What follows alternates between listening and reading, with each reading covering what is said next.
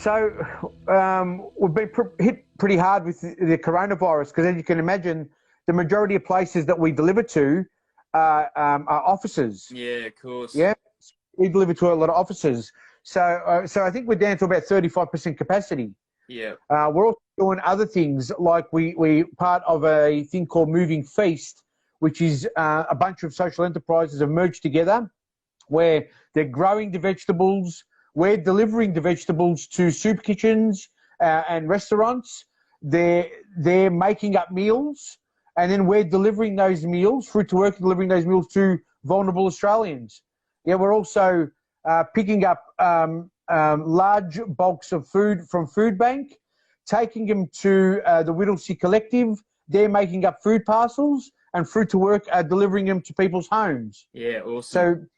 So we're diversifying wherever we can, Yeah. to keep our guys busy and to try and service vulnerable Victorians at the moment. Yeah, But that's great. Yeah, I mean, I was wondering whether you might, whether you might have ended up doing something along those lines. So they're obviously, the people running the show, including yourself, obviously, able to kind of think on your feet and make a change. And that's the topic of one of my other shows that I'm putting out now, The New Canvas. So on a Wednesday, The New Canvas is all about change and how either people have made a radical career change or companies have made major pivots to essentially survive in the climate that we're in. And I find it really inspiring, and I just think it's also good for other people to hear because just different things can spark an idea in someone's mind, and then they can think, oh yeah, okay, maybe I need to think. I've got to think this way, like to try and see how we could possibly get around this situation. And so winning the award, you were like one of three social enterprise. Well, I was a finalist, Brad. I didn't quite win. Oh, okay. Well, maybe I put out the wrong message. Yeah, probably. I was a finalist, Right. but I was very fortunate to be in the Qantas magazine as one of Australia's 100 most inspiring people. Wow. So I just won that. I won that honor, you could say. Yeah. Congratulations, man. That's awesome. Who would think that an ex-drug addict could win an award of that manner? Yeah. And I do see it as an honor, and I see it for what I'm doing today, and that's helping guys and girls turn their life around, just like I was able to turn mine around. Yeah. Yeah. Yeah, it's great. Yeah. You should check out an episode on Tuesdays. I'm doing a show called Tangent Tuesday. So I basically talk about whatever I want. Or just talking to interesting people. And I came across this guy called, his name's David, I think is his real name, but he goes by Flacco McFly. And because Flacco means skinny in Puerto Rican. So he's a Puerto Rican American guy. And he's like a breakdancer. He does like the popping and locking and stuff like that. And he has a really interesting story too of like, he grew up in the Bronx, in the hood, and ended up kind of, I guess, on the streets and getting up to mischief and doing, things he shouldn't have been doing, and finally end up in jail himself. And then, he's kind of turned his life around, but he's, I guess, focusing on dance, and now he's trying to, I guess, take that and influence the next generation, and trying to sort of find kids like himself who maybe were potentially on the cusp of heading down the wrong direction, and say, hey, why don't you come and be part of this instead, So yeah, people like him and people like yourself, just I think it's really inspiring. It's people who've made a big decision to turn their life around. It's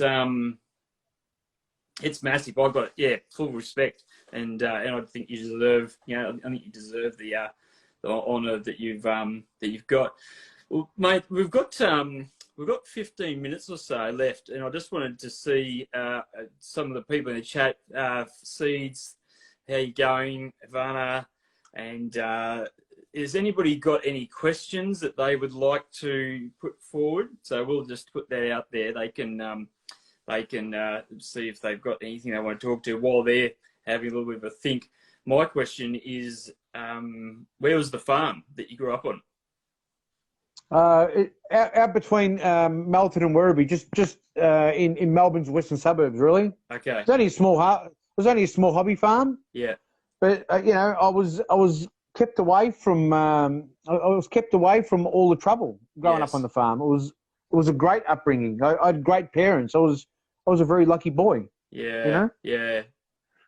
Yeah, me too. Who Really. Like I grew up country New South Wales, and one of the things I suppose that popped into my head when you, like, as soon as I sort of heard your story, particularly with the ice side of things, is as far as I'm aware, I think sadly, you know, ice has kind of spread like across the whole country, and I think in maybe even worse in some of the country areas because there's not that much to do around the place, which is just real sad for me because like I cherish like my childhood memories of growing up, as you say, like in a really innocent sort of environment. You know, you just got the basic stuff around you. You make your own fun. You know, you create like a little fort or something out of nothing, and Yeah, you know, exactly. it's and so it's. I think it's sad, but I mean, have you got any thoughts on how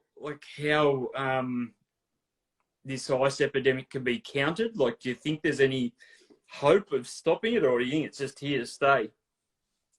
I don't know. I don't know about stopping it. I know that actually, believe it or not, the COVID-19 has slowed it up a lot because of all the international travel. Yeah, So, right. Yeah. From what I've been led to believe, that you know, the ice prices have jumped through the roof because it's very limited at the moment, and the quality is terrible. So, hopefully, that might ease the situation a little bit. Yeah. I think there needs to be a lot more understanding in ice, and there needs to be a lot more awareness of the dangers. Yeah. You know, I would never have touched ice if I had known from just one use, just like heroin. I always knew with heroin that from the very first time you could be hooked. I was always, you know, that frightened me. Yeah. You know, that awareness isn't out there about ice, where it should be. You know, it should be. Yeah. 100%. Yeah. If someone, if someone's struggling with ice at the moment or dabbling with ice, like, I mean, how would you? Any advice on, I guess, how to get out of that cycle? Look, the only advice I can give anyone about stopping ice is it all comes back to you, and the want has to come back to you. Yeah. You know, all this stuff you hear is BS about being in pain. It's nothing like heroin that you're in pain. The withdrawals of ice are tiredness, crankiness. You know, you don't want to see the world, anxiety, all those sorts of things. Yes, you know, but you really got to get past. It becomes a second life. You start living like a vampire. Your friends change. You don't hang around the same sort of people. You hang around people who only use ice. So the only advice I can give is you really stop when you really want to stop. Yeah. You know, women lose their kids. If that's not enough for you to want to stop, I don't know what is.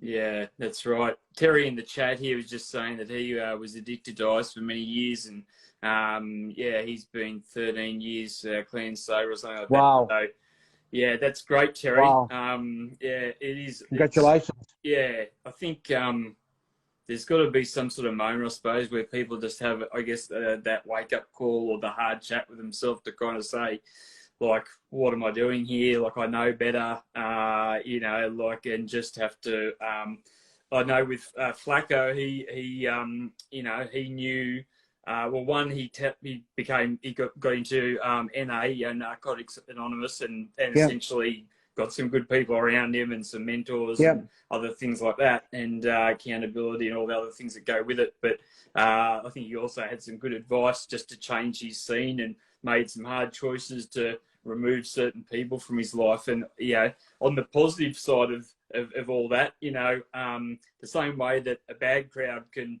take you down a bad pathway, I know that surrounding yourself with good people can take you up. You know, some people say, I don't know if I completely agree with it, but they say you're the product of the 5 people you're the closest to.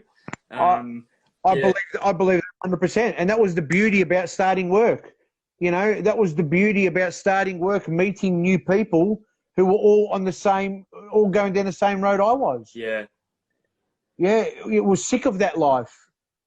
So it made it a lot easier. Yeah. And I didn't go to NA, but I'm a strong believer of NA. So I really think that people are struggling.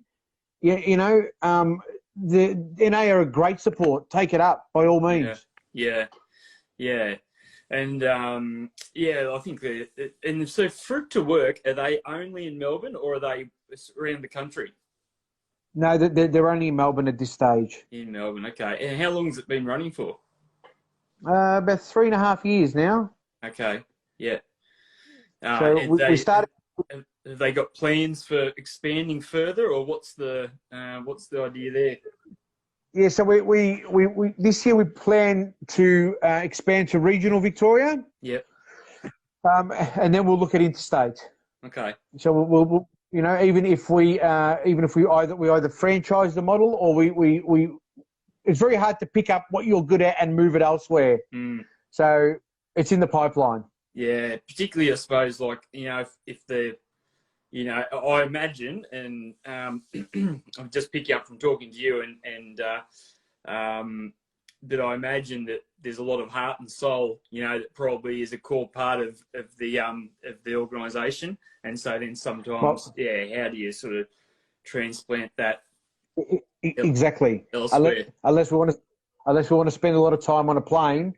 My boss Rob calls it magic sauce. We have our own magic sauce, and it really is just a no BS policy. It's simple. Do you want a second chance? You want a chance at a job? You want a chance at changing your life? Are you serious? Let's go. Let's do this. Yeah. And this is how you do it. Yeah. Don't give me excuses. I can't do this. I won't do that. Oh, I don't know about this. If you want a chance, let's do it. Yeah. Right. That's awesome. And this is how we'll do it. Yeah. So. Yeah.